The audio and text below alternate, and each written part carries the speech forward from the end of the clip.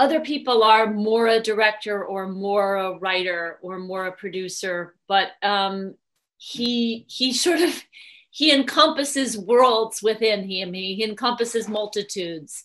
And he's just an endlessly creative person. So when you're with him, when you're on set with him, when you're talking with him about the project, he comes at it from a kind of a meta, kind of like on the one hand, from a great distance, because he's got this whole idea about the project and also how it fits into his universe. But the other thing about him is he can go into such encyclopedic specifics. I think about a time when he and I and some of the actors and some of the, creative people were on the California coast where we were staying at a hotel.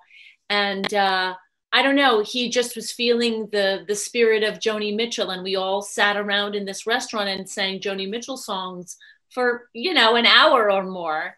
And it was like his knowledge of Joni Mitchell is like his knowledge of old movies. Like he covers such enormous amount of ground, but also you get him on something that he's deeply interested in, and it's like an oil rig. He goes very, very, very deep into knowledge of that particular subject, and his knowledge about things is almost encyclopedic at times.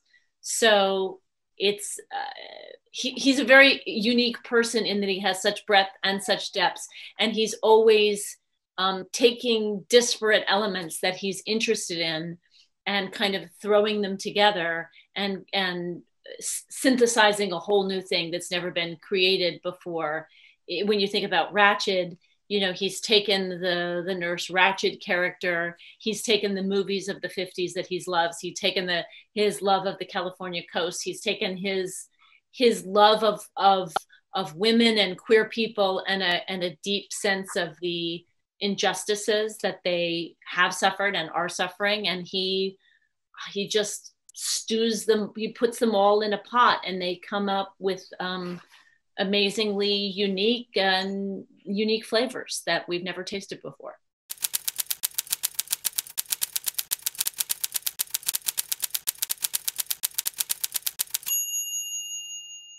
I strive to sort of learn about women in particular who would have been professional women at that time and who were leading these kind of duplicate, split lives. One with their very professional careers and their ambition and all that, and then their love affairs, which had to be kept very secret. And I think Sarah obviously spoke to her girlfriend Holland Taylor a lot, but I did a little bit too, and she just talked about when you were a lesbian in the pre-1960s era, there was a very small pool of you, and you had to be very, very careful. But it was a really exciting, dynamic group of women.